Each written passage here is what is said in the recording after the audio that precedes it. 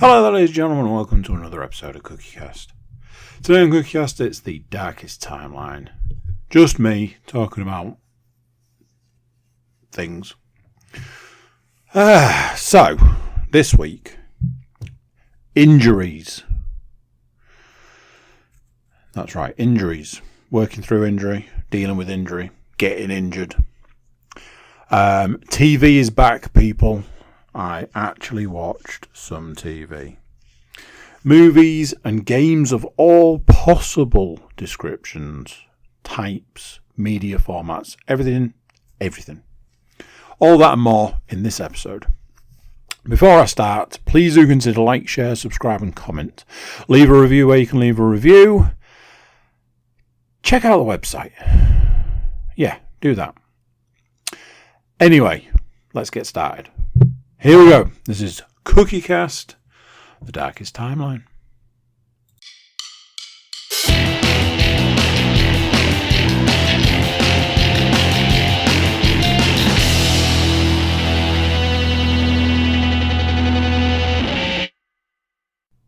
Oh, how you doing?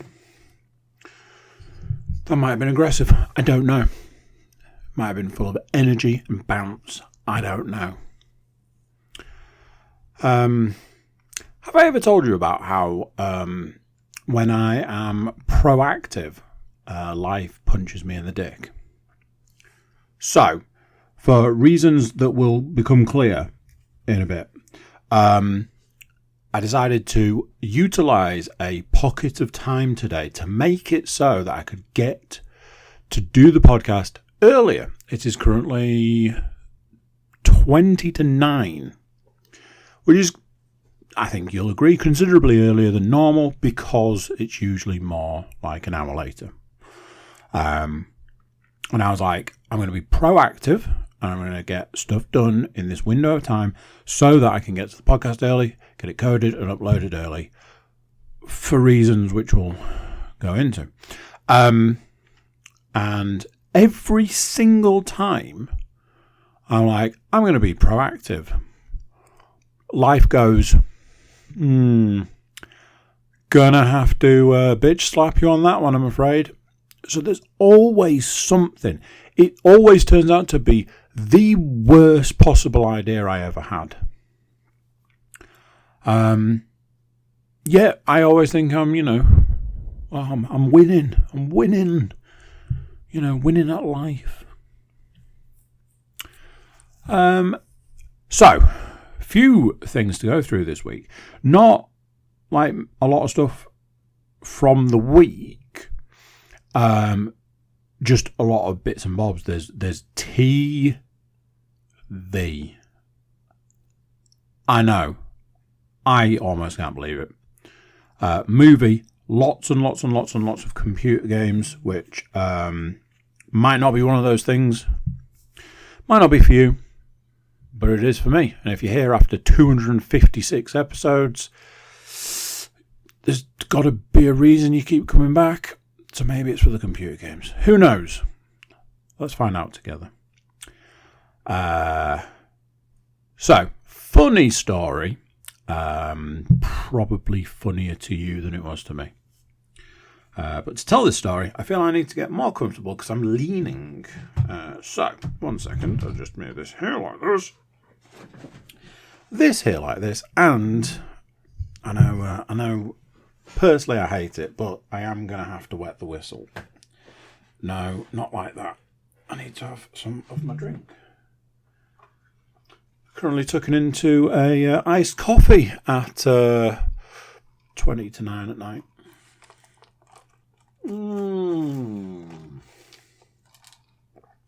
Delicious.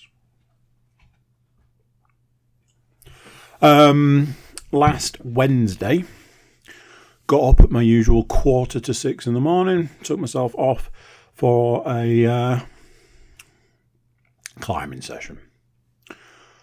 There was a few of us there, a few of the regs, or regulars, some new people. I have a friend who has recently taken up climbing. Was also giving the old 6:30 start a whirl. So, the Saturday and Sunday before, I had gone climbing Saturday as always, but actually went on a Sunday. Myself and Leanne had the what is a rare opportunity to go climbing together. We seized that opportunity. And there was a particular new route. And she went up it, she came down, she was like, oof, don't like that. There's a lot of this, there's a lot of that, there's a lot of the other. Which potentially got a little bit into my head. So when I went, I was like, oh no, I couldn't possibly do that. It requires doing the splits. And that was kind of that. So Wednesday morning, I was like, hey, I never did actually get that route. I feel like I should go back and try it again. And in the in-between, I think I'd seen somebody do it, and I was like, they used a lot of the volumes available. Maybe that's the way to do it. I went up. I also used a lot of the volumes and was like, hey, this climb was easy. In hindsight, it was easy. It was just I'd done it wrong previously. And that was that. And then I had to come down. And this was the point in time where I had a very strange realization where I went, I can't get down. Now then, not my first rodeo. We've been here before. It's one of those situations where it's not great. It's not ideal. It's not fun. But because, as I say, I've been through it a few times before, it is very much a situation where I kind of know how to deal with it now. Don't look for the simple route. Don't look for the obvious route. Look for the route that is doable.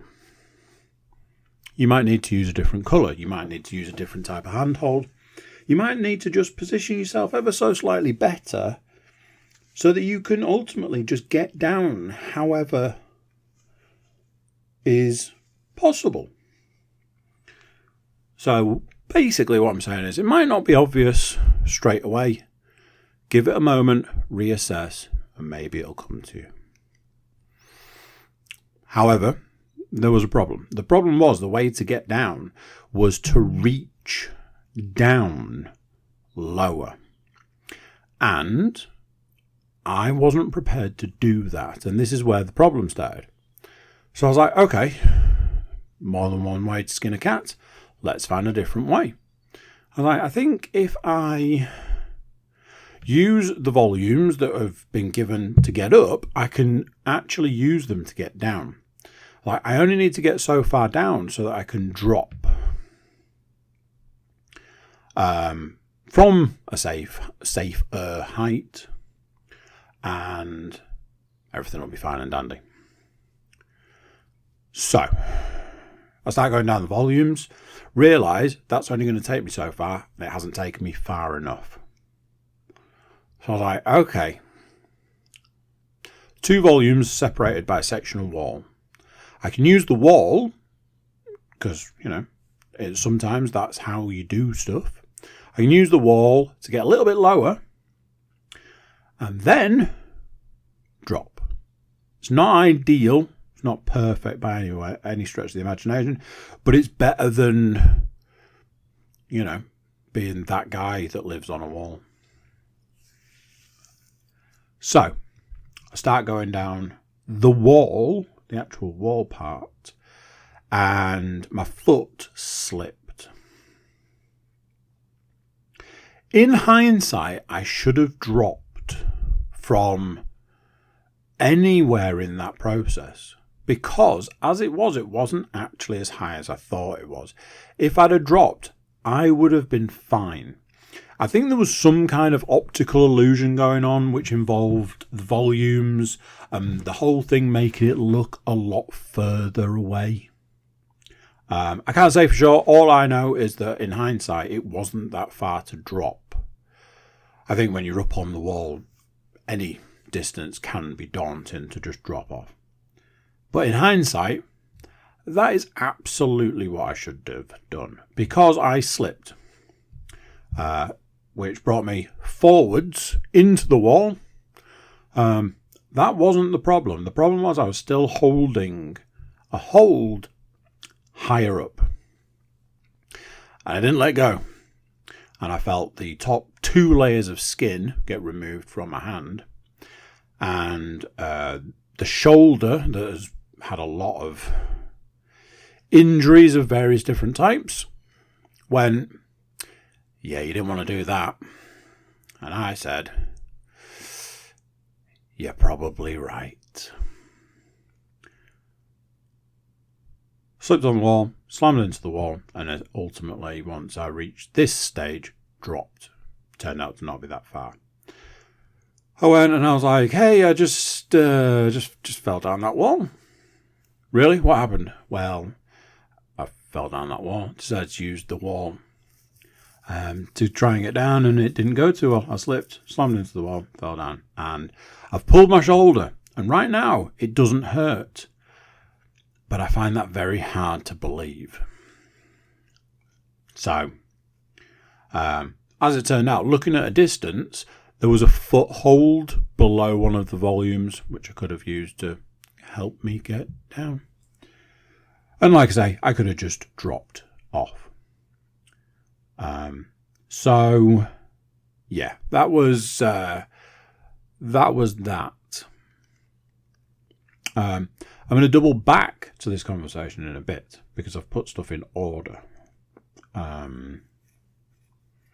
So, you know. I've had a bit of a thing over the last week or so where I've started to feel like I'm not able to keep all of the information in my head at once. I don't know if anybody else does this, or if it's just, it's not just me, but I'm not sure how many people do this. But I use the reminder function on my phone pretty much constantly, pretty much non-stop. On some days, I would say the average reminders at the start of the day, probably in the region of 15 to 20. Some of them are older, shall we say, and can ultimately just be closed off almost immediately. Some don't apply every day, so they can be closed off. But on average, there's probably 15 reminders at the start of any day. Some people might think that's excessive.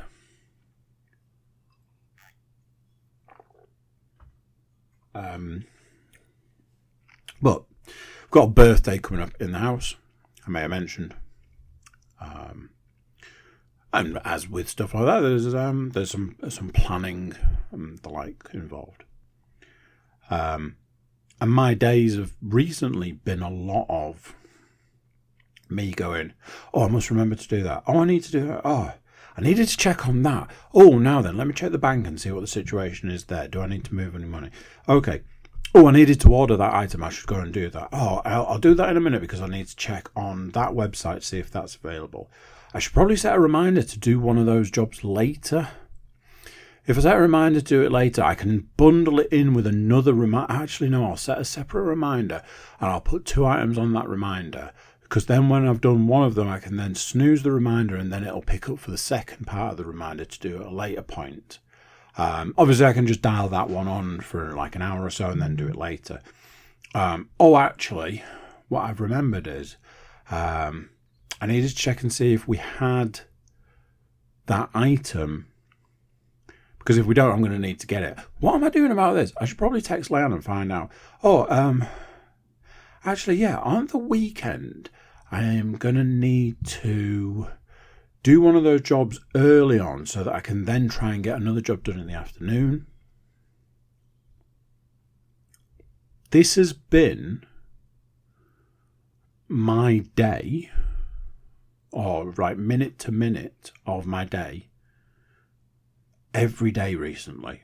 For like obviously the closer it gets, like we've got birthday this week, and it's not all just birthday stuff. It is literally everything.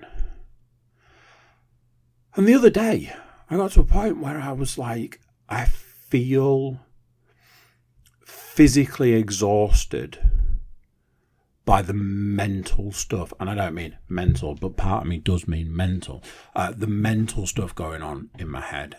Like, I'd reached a point where I was like, my head is at capacity at this point. I physically can't put any more information in, and I can't get the information out quick enough. And in the end, I had to break it down by saying, like, on this day, I'm going to do these 2 jobs. On the next day, I'm going to do these 2 jobs. I know I need to do this job, but I know I've got a week to do it. So I'm going to set a reminder, back to the old reminders. I'm going to set a reminder, but I'm going to diary it until Friday, and it's like Tuesday. And just, I honestly do not know where I would be without the reminder function on my phone. Honestly, I've no idea. I'd have to go back to like having a pad and a pen and just write everything down, which I used to do because of this issue. So yeah, it's been a very difficult time.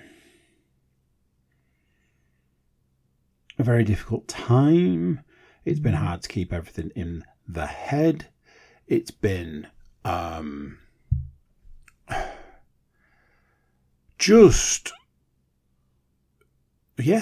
pretty constant. Like I say, pretty constant. And the thing is, it's not all. I've got this, but like the weekend was very much like I need to get the children to wrap all of their presents. I need to get them to write their cards. I need to write my own card. I need to write my own presents, and I need to fit it in these specific points in time because of everything else that was going on. That is tame in comparison. And there was a true point in time where I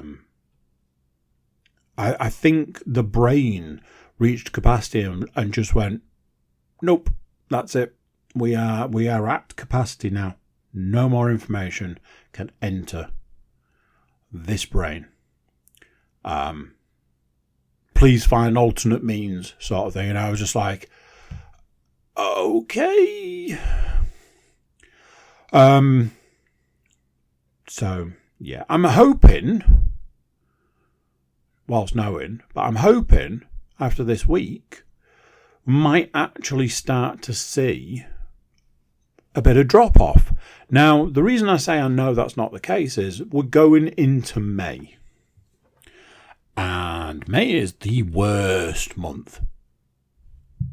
Honestly, outside of December, May is the worst month.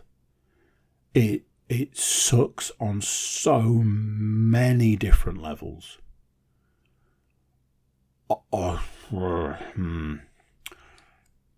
Anyway. So, as I said at the top of the podcast, injured myself. Now, what's the smart thing to do?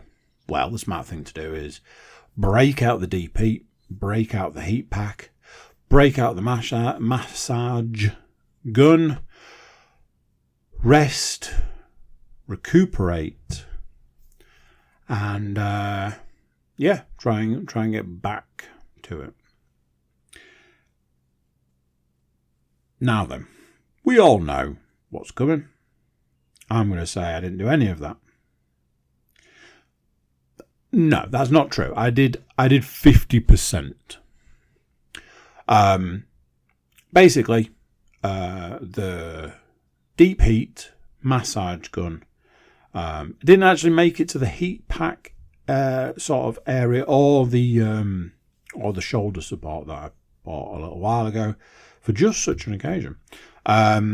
But I did, so I did all of that. I got the massage gun on it, and I was just lathering up with deep heat, just trying to release some of the tension and the pain.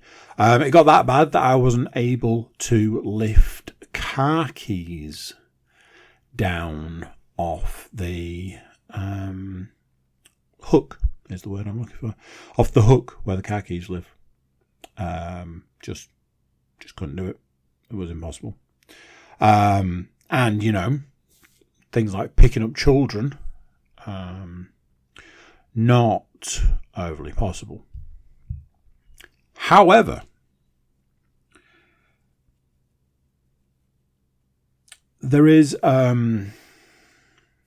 saying out there, and the saying is, motion is the lotion.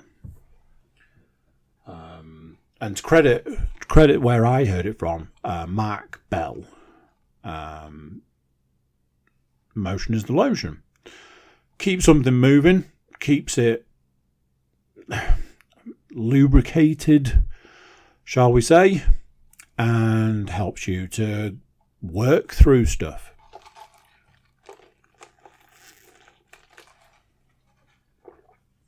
So, come Thursday morning, I am back at the climbing wall, having had a situation where I was okay most of the day. Got to Wednesday afternoon and went, yeah, I've absolutely destroyed that shoulder. By Wednesday night, couldn't move my arm. So I was like, yep. Leon's like, I guess I'll be going climbing in the morning then. I was like, nope. It's like you can barely move your arm. I was like, exactly. Need to get back at it. Get back on the horse. I had to do a workout on Wednesday. Full workout. And try and work out how to go about doing that, which I did. Climbing Thursday. And it's one of those things, sometimes in a situation like that where you've got an injury, you can do certain things where you can't do other things. I would have absolutely not been able to lift my hand above my head if I hadn't have been trying to get up a climbing wall. I did a series of workouts. I did a series of climbs. So Thursday, Saturday. By Saturday, it was one of those situations where everything hurt to do everything, but ever so slightly less. And when exercising, it barely bothered me. And when you start thinking about stuff, when you start like reviewing stuff, and it's like, is that not weird? X number of years ago, at the point in time that I was the absolute heaviest, I was like, it's time to do something about this. I am rocketing towards an early grave. I've got, at that point in time, it was like, I've got a daughter that I need to be around for. And we're looking like 10 years ago. And I decided I was going to cut down on the eating and actually get some exercise. And the exercise I chose that was, readily available to me was running. Maybe not the smartest idea, but and I might have told this story before, I might not have done. It could have very well been the first run. I don't think it was. I think it was the second. I pulled my back. Now, I think we can all agree, no real surprise there. A very, very overweight man does exercise for the first time in a very, very long time and sustains an injury. Nobody's surprised to hear that. And I think in that situation, everybody would just presume, well, that's the end of that. And, maybe continue to focus on the eating, but ultimately the exercise was probably going to go. And as we know, once the exercise is gone, yeah, you can focus on the eating, but what's the point? And I knew all of this. Knew all of this at the time. So,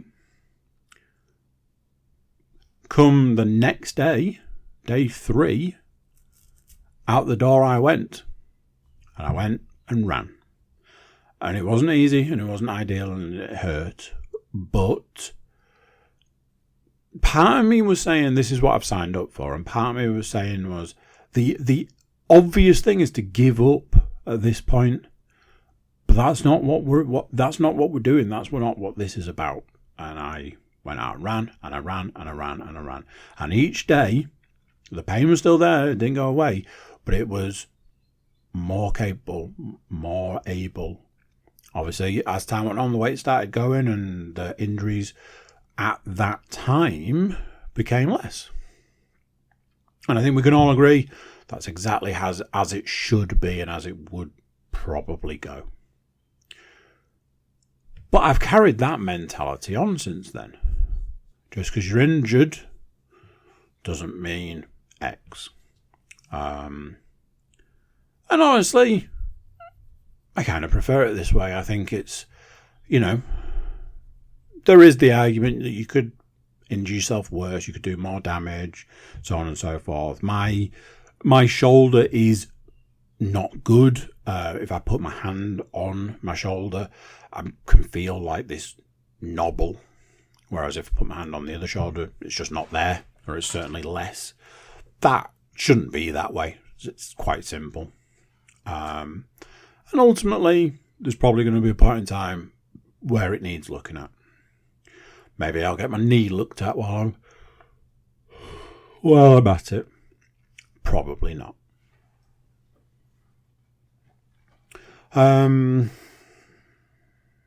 Monday today, weigh day.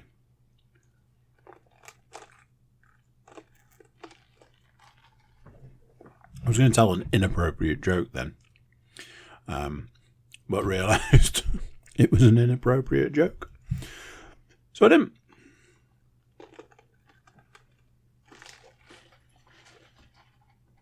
Got up, got out the door, went for a run. Run was fine.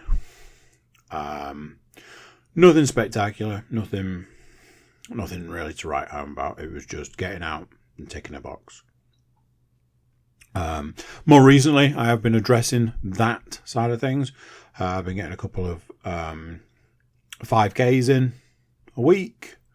And part of me is saying, yeah, we need to be getting past that, pushing that up a bit. But finding the right time is very tricky for a variety of different reasons. So I got home. I got ready to get sorted to leave the house. Part of that on a Monday morning is to weigh myself. I stepped on the scales.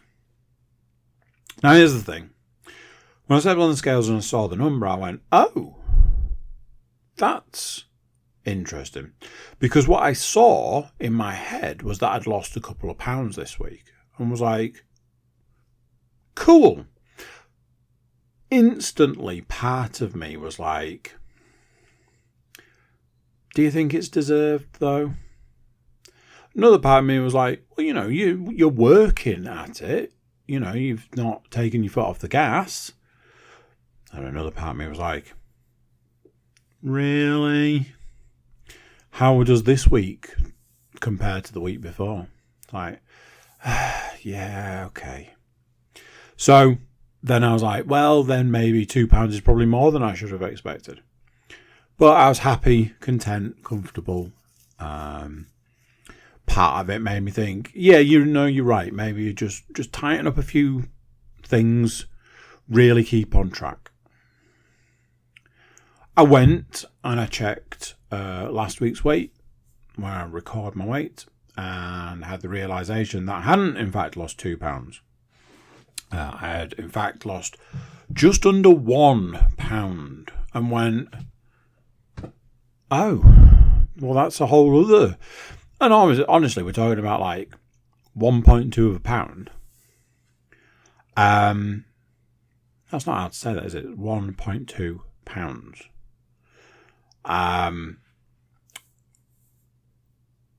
But it made a difference. There was that kind of, oh, well, that's basically nothing. And maybe I didn't work hard, and then I started looking at my week and I was like, well, where has it gone wrong? And I've probably mentioned this before, I've probably talked about this before, but there is an aspect that I have started thinking that maybe my body isn't able to lose the weight anymore. Maybe my metabolism has reached a level where it's like, no, I don't physically work. Maybe that's off the back of spending years and years and years and years and years just abusing my body the way people do. Maybe this is my punishment. Like, I put all this weight on and now I can't get it off. I attempted to speak to a doctor, and the doctor was like, here, take these pills. And I was like, that's not the answer. They were like, well, you need to take the pills so that we can say they don't work, and then we can, perform surgery on you. And I was like, that's not the answer either. I made a note of the weight. Obviously, it's weight off. So in theory, if you work hard, like anything in life, if you work hard, then you get the results you want. Or in reality, if you work hard, somebody else will do a fraction of the work you did and get more out of it. That is the week. The weeks are weird at the moment.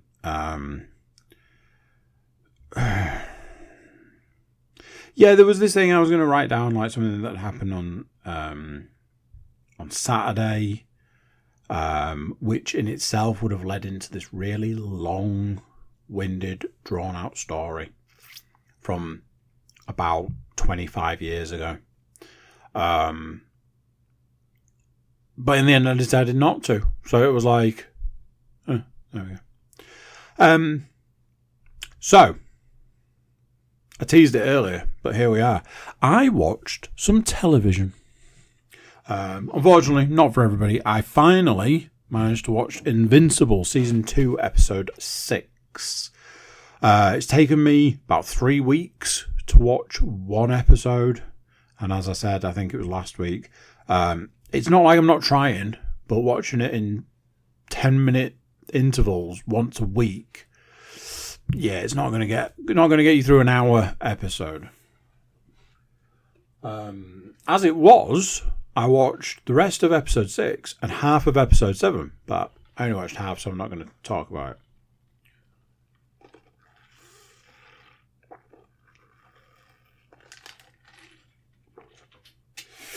I like it. It's good. I enjoyed it. I really, really, really enjoyed the first series for a multitude of reasons. Hyper violent, shows the superheroes are vulnerable, and so on and so forth. This series has been very different, like a second series often is. A lot of second series stuff tends to feel like it's finding its feet, even when it's heavily based on source material. Sometimes a second series is where the people doing it decide to go completely off book. Sometimes the second series is where the people doing it like undercook it and there was a fantastic joke. I think in episode 7. I can talk about the joke. I just can't talk about the episode because I haven't finished it.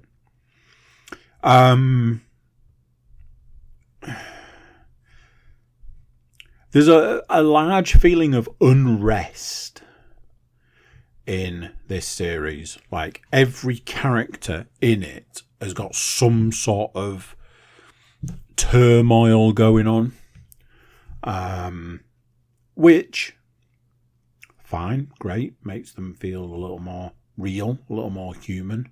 However, on the flip side, we've all got stuff like that going on. And sometimes when you want an escape from all of that, watching a program with a load of people who have got a lot of turmoil doesn't always feel like the best thing.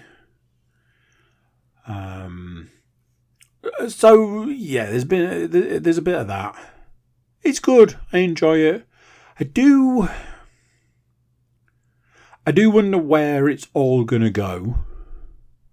A couple of interesting things came up in episode 6, and some of those things have carried over to episode 7. Some minor characters seem to become a bit more, come into a bit more of a major role. Main characters have been killed off, which is always weird. I don't care how you slice it, it's always weird. So, yeah. I will continue watching it. I think there's only episodes 7 and 8 left. Part of me was planning on powering through Saturday night to get the rest of episode 7 watched, just to sort of talk through it. But I was cutting into game time, which, as we know, is very, very important at the moment. So, that's TV. Movie-wise, oh dear.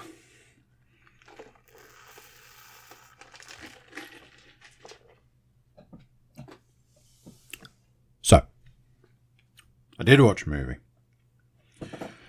And I am going to talk about it. You may wish that I hadn't. Let's put it that way. I watched Expendables 4. Pretty sure Expendables 4 was on a list of worst reviewed films of 2023. Which I thought was amusing. I've obviously seen the others. The first Expendables has a special place in my heart because when I was in Las Vegas nearly 14 years ago, the first Expendables was just about to come out and there was posters and billboards everywhere for it. So, yeah, I think the first one's good, second one's okay, third one, nah. Third one was a real downturn. And I think we all kind of thought, well, that's the end of that. But apparently not. So we got a fourth one. And everyone was like, really? The first thing I would say about the fourth one is, I think we have to question where a lot of the characters / actors from the previous ones are. No Terry Crews, no Arnie. Yeah, just like noticeable gaps. One of the most noticeable characters that were missing. When you think Expendables, you think, whose franchise is it? Oh, that's right, it's Sylvester Stallone's. Not when he's not in it. Sylvester Stallone is in the beginning and the end of Expendables 4, and that's it. Some might say that's a spoiler, so just be aware if you've not seen it. The best way I could describe Expendables 4 is somebody got all of their favourite action figures, and it's literally like a 5-year-old playing with all their toys. I've said this before, but at some point in time, somebody came to Sylvester Stallone and said, "Hey, you know all those action sequences you do with all those special effects? They can all be digitized now. So let's show you how it's done." Because the CG in Expendables 4 and other films that Sylvester Stallone has done, it's aggressive and terrible. I think it was introduced in Rambo, and I don't mean First Blood. I mean Rambo is John Rambo in the States. Ironically, that film was on in the hotel room the first night in Vegas. There you go. Full circle. That is from Rambo. I think there was quite a lot of CG used in that, but it was really well done. And minimal. And I think from then it's just got worse and worse and worse. I presume there is an element that Stallone just doesn't want to be doing certain things nowadays. So just wasn't in the film. I think that ties into some other film projects. So, yeah, I don't know. But for me, if you think Expendables, you think Stallone. He wasn't in it. Jason Statham, on the other hand, was categorically not only the main character, main actor, or main whatever, he was 80% of that film. If you don't like Jason Statham, probably not the film for you. I don't mind him. I think he's basically good in some stuff and not as good in others. So, basically, a child playing with all their favourite toys. I'm just going, oh, and then this happened, and then, oh, we went over here, and we jumped the motorbike, and it went, and this car blew up, and then over here, and then this character went, weird. It's just that. It's just, what is it they say, an affront to the senses. It's like being punched in the face by a baby. It's not painful, but it's annoying. Another one of those examples of you could have done this better, and the fact that you didn't means that you shouldn't have. Like, it was absolutely unnecessary. Like, oh, there's a mystery bad guy. I wonder who that could be. But it's quite obvious. There's nothing to wonder. It's quite obvious. And the plot twist that you're setting up here is not a plot twist because it's also obvious. So it's just stuff like that. You're just like, what are we doing here? What, you think the audience is going to be surprised when you reveal all these things at the back end that are painfully obvious? If I was to score it out of 10, it's probably a 4. The addition of Megan Fox is distracting, and not for a good reason. Oh, yeah, not a good choice. The guy that's replaced Antonio Banderas and is supposed to be Antonio Banderas' character's son. Yeah, okay. Not mixed. Yeah, is basically what I could say on that one. It just wasn't good. I'd really like to say, hey, hopefully they'll learn from this and not make another one. Whilst I was watching it, I was like, they're definitely going to make another one of these. So there we go. I watched a movie and it was not good.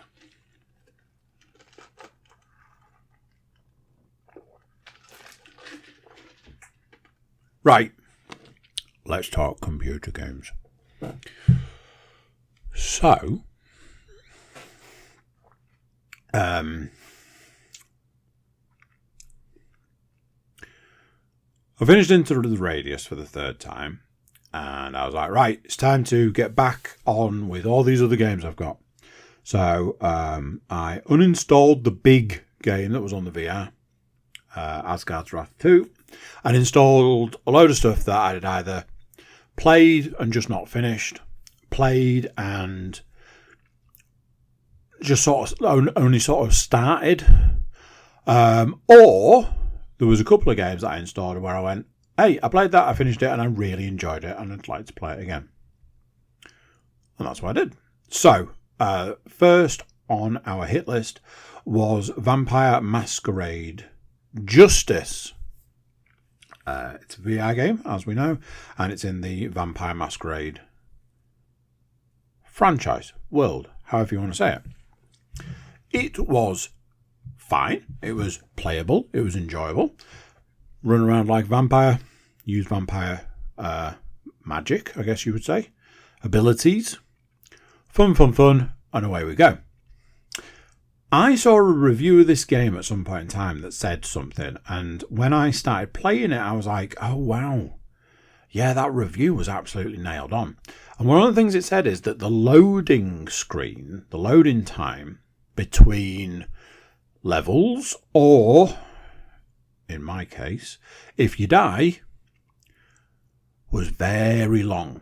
So long, in fact, that let's say you're like me and you die a lot, then you see the loading screen a lot for a long time, to the point where you see the loading screen for more than you see anything else of the game. That wears thin very quickly. Now then, I played Vampire Masquerade Justice and I got past where I was and I carried on playing the game and I got further and further and further, and I was like, this is fine, this is great, this is wonderful. Then I reached a point where I said, I reached a point and I went, oh, this is a hard bit. It's an area of the game that is covered by snipers. You have abilities like you can cloak yourself, and obviously you can do the teleporting, so you can move around and you can cloak yourself. Easy peasy, no problem. Obviously, if you're rubbish at games like I am, it is not easy peasy and it is a problem, and you start dying. And you start dying a lot. And as we know, if you die a lot, you see the loading screen a lot, to the point where it just becomes too much. And you're like, probably going to come back to this one. Honestly, it is a real issue for the game, because the game's good, the game's enjoyable, the game's playable. Everything you could possibly want from a game like that, it's all there. It's just hidden behind this loading screen that feels like it's constantly there, because either you're going between levels, you're going between, like, you know, you've gone up a building and you go through like a loading bit. It's there, and it's there for a while, and then you go into a new area and you die almost immediately, so you've got to go through the loading screen again, and it's there for a while. And like I said, more often than not, you're seeing the loading screen and you're not playing the game, and it's just too much. So I had to take a break.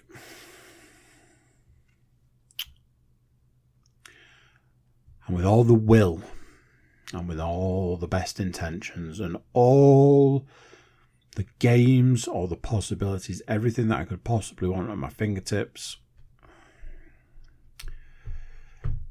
yeah, I started my fourth playthrough of Into the Radius. So there's that. But I promised myself it was going to be different this time. I was going to do a completely different playthrough. I was going to use different weapons. I was going to play it like I used to, sleep through the night, and if it's dark, don't go out in the dark, and all of that sort of stuff. And that was largely what I was doing. So we have to take a pause here. We have to move away from talking about computer games for a moment to talk about something else. And here it is. I have had all 3 quests so far. The 1, the 2 and the 3. It wasn't called the 1, it was just the quest. I got the second one, had it for a short amount of time, and upgraded to the 3 almost straight away. And that is my time with the quest.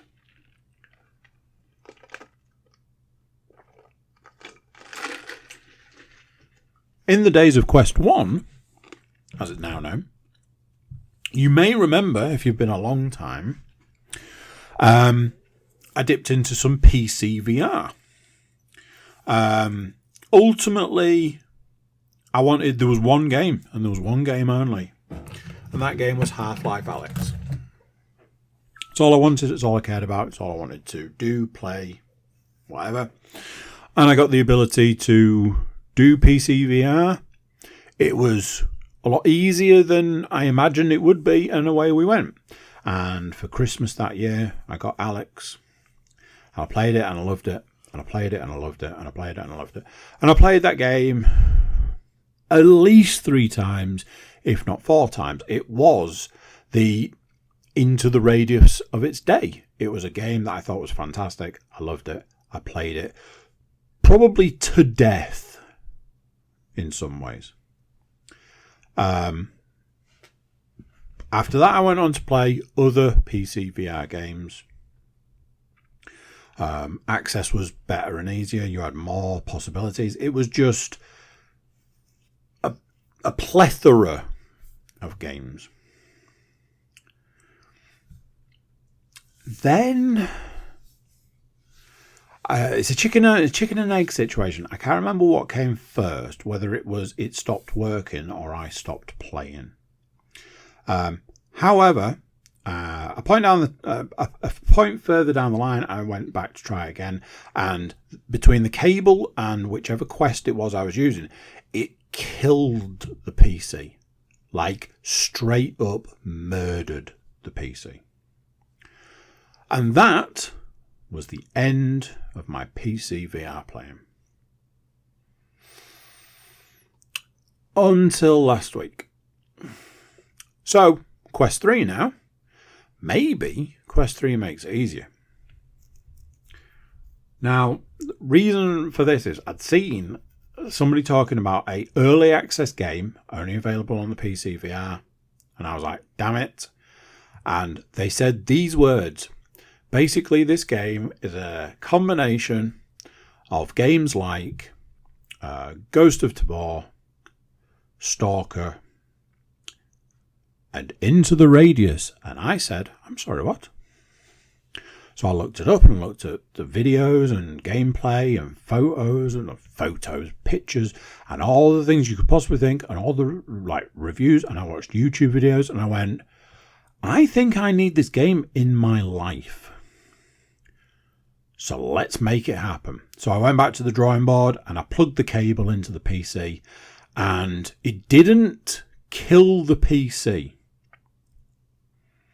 It did kill all the USB ports on the PC, which when I looked into it, it's to do with, it was saying that the cable was causing a power surge, and to protect itself, the PC disables power to the USB ports. Okay, so I went to the technological fountains of knowledge. I spoke to Edward, said, what's the deal here? And he was like, honestly, that sounds like it's the cable. And I spoke to Sam, whose head literally exploded. And he was like, that can't happen. I think your cable might be bad. I looked back, went through the history of that cable in my head and went, yeah, I mean, it's probably been, contorted in a variety of different ways. Maybe it's the cable. Made the decision to purchase a new cable. Not cheap, but the cable I bought promised me everything under the sun. It was definitely going to do the job. As it was, at the point in time I ordered the cable, it turned up the next day. I plugged it into the PC, and the PC did not die. It did say that there were power issues, but not a power surge, which was that. And it did seem to say that the cable being plugged in was okay. So that was step 1 done. Step 2, plug in the Quest. I plugged in the Quest and it was like, okay, you've plugged a device in and I don't like it. And I was like, okay, why? It's like, I can't charge it. Like, I don't need you to charge it. I just need you to be connected. And it was like, well then, that's fine. So I was like, really? You work? Oh, I tried wireless wirelessly connecting the Quest to the computer. That went very badly. I managed to get stuff up and running. There was nothing but lag. It was unplayable. It was that bad. So that's why I made the decision to get the cable. So we're connected. We're plugged in. Nobody died in this process. However, trying every conceivable known combination of things, I couldn't get it working without it being laggy as hell. Some of the games installed on my computer, VR games installed on my computer, were just like, absolutely not. I am not going to work for you. No way, no how, no nothing.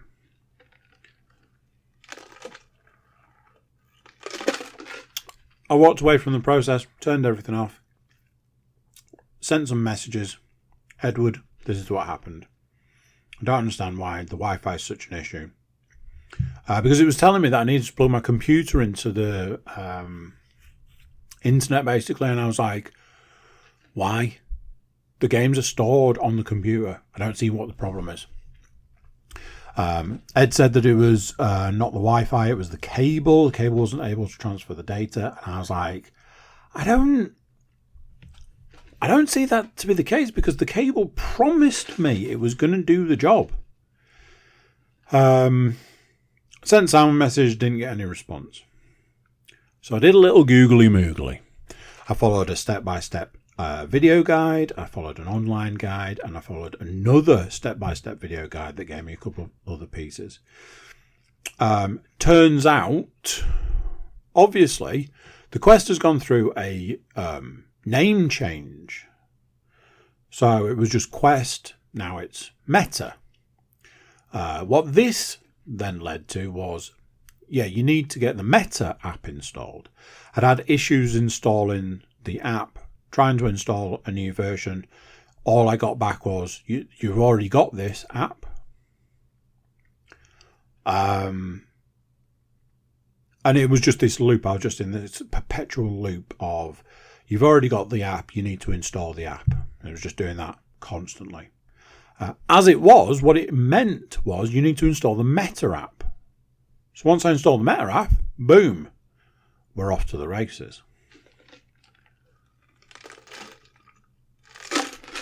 Between the videos that I'd watched, the step-by-step guides that I read, and an amalgamation of me trying to put it all together into one thing, I had another go.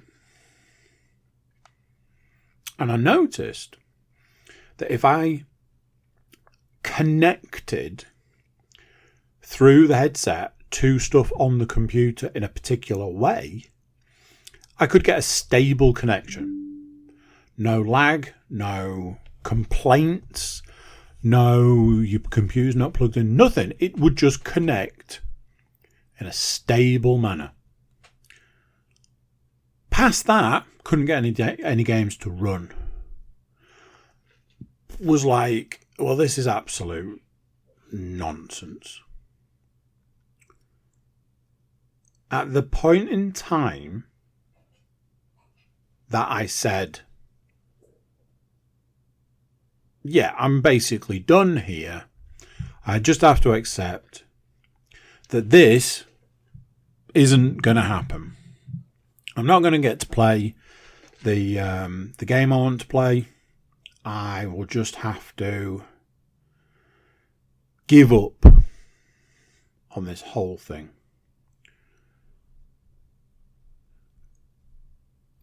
As I'm coming out of all of the different apps and things that I've got, I was like, hang on a minute, just one last thing, just one thing before I turn everything off. That way of connecting is stable. What if I just go from Meta to Steam and say, hey, let's play? I double clicked on the most aggressive game I know for like computer power, which is obviously Half-Life Alyx. I was like, let's just, if we're going to test something, let's test it. It's the last thing I'm doing before I turn everything off. Let's try and give it a go. Double-clicked play, and it told me the game was loading. Now, on previous tests, in a multitude of different ways of doing things, you knew straight away that it wasn't working because it was lagging in the loading screen of the whole thing. But this time it wasn't. It just said it was loading. And I said, okay. And then the intro thing came up, the Valve logo-y thing came up. Smooth as silk. I was like, don't want to get my hopes up too much, but this is interesting. Got to the loading screen, everything looked nice, looked beautiful, I might add. Seemed to be stable. Now, at this point in time, there was a part of me that was like, you've cracked it here, kid. There was another part of me that was like, don't get ahead of yourself. It could still turn around and bite you in the ass. I pressed load game, and we were off. It looked beautiful. It played nicely. No lag, no nothing. And that was that. Ultimately, after this point in time, this was where I got a message back from Sam, and Sam had this long list of possible things that could be wrong, from the age of the computer to the age of the graphics card to the fact that it just simply wasn't going to be a thing. So obviously I sent him a message back saying, yeah, I managed to get it all working fine, and Half-Life Alyx looks amazing. So that was that. PC VR back up and running. Now, two things here. One, it's a bit of a weird way of connecting. You have to open one thing to open another thing, but not open other things that you used to have to previously open. And that, it turned out, was actually the problem. I was opening too many things that I didn't need to open. The other thing, the computer's not super happy with the process, but so far, touch fake wood, it has allowed a few sessions of play. So, going back to Half-Life Alyx, I've been playing Half-Life Alyx a little bit, and my God, that game is a freaking masterpiece. I will have reviewed that game a lot at the time I originally played it, but going back and playing a game like that again, you can just see the love, the labour of love, the beauty involved. It's just chef's kiss. Just perfection. It's a beautiful game. Plays real nice when it works. As part of the process, I was like, well, I've got PC VR now, so I guess I can get that game. The game in question is called Convergence. Now, we can all have a lovely chuckle because Convergence is as the VR in the middle is highlighted.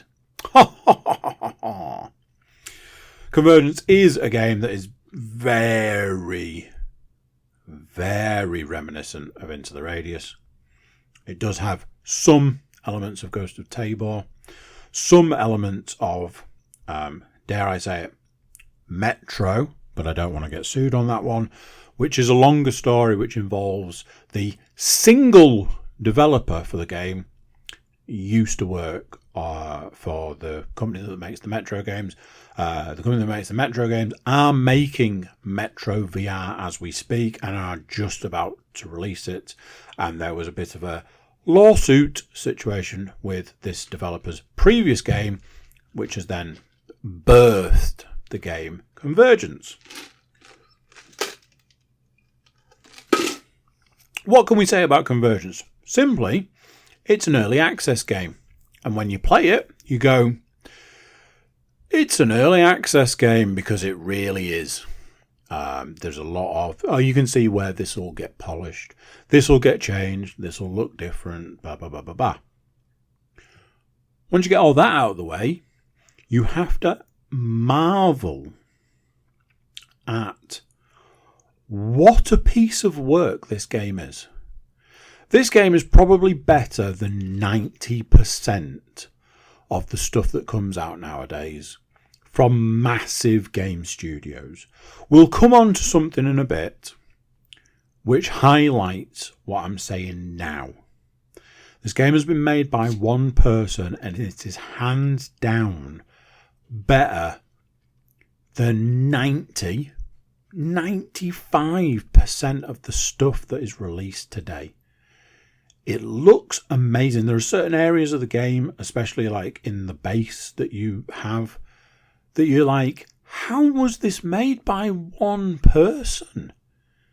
Mental. Absolutely mental. On the flip side, I will say this. I am stuck on it as a game.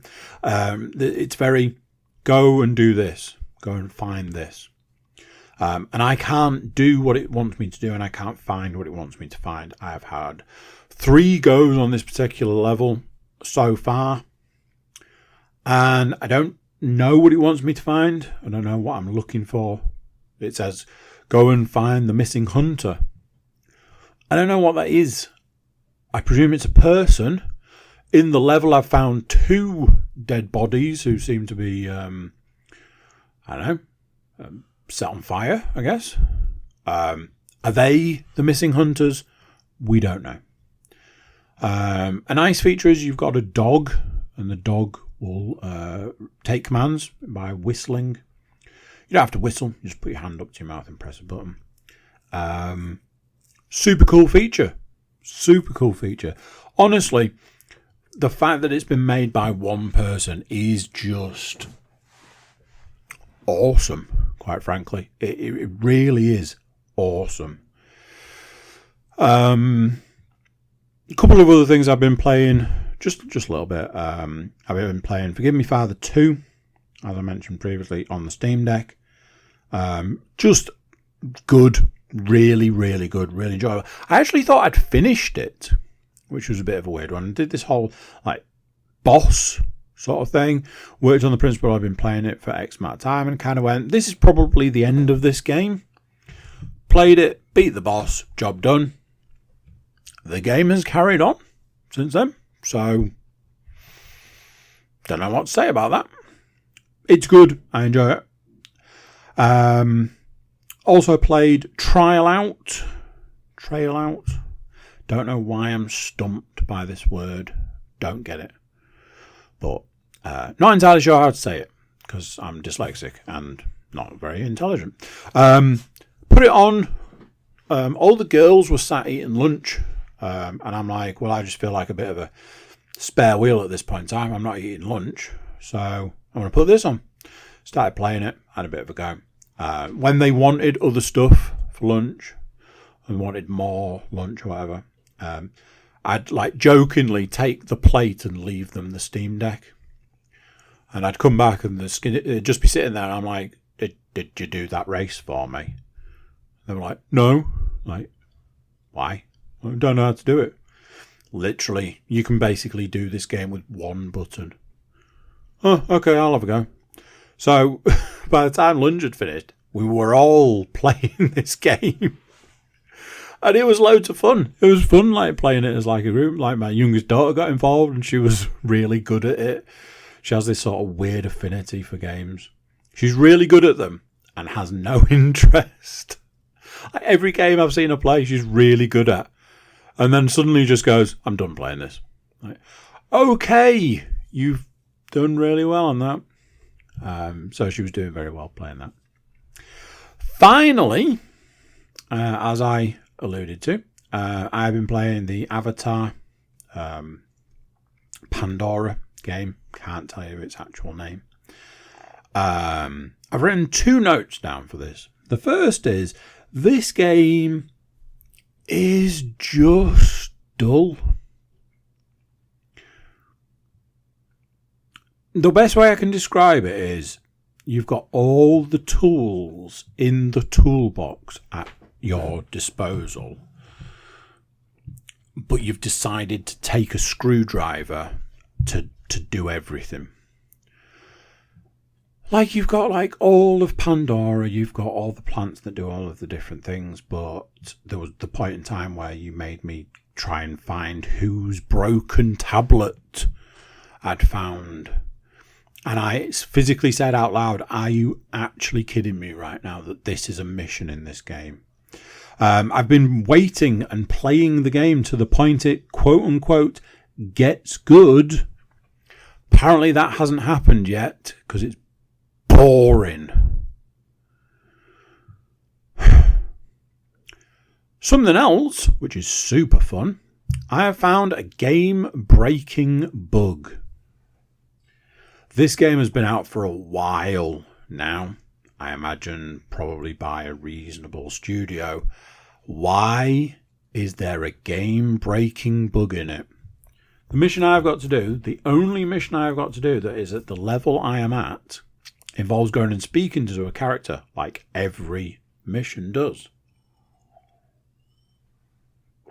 When you go and speak to this character, nothing happens. They don't speak to you. They don't converse with you. Nothing happens. What does happen is it kills all of the controls.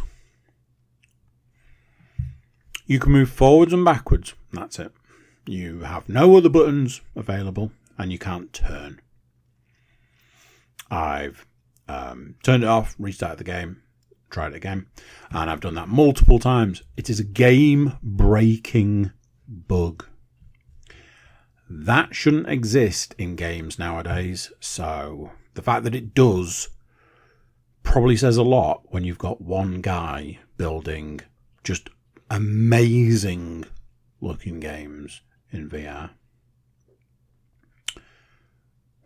That's that. That's the podcast. There we go. Early finish for some.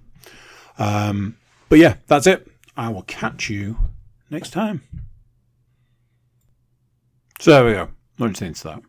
Another one done. Another one gone. Another week in, well, my life, I guess, I suppose. Yeah.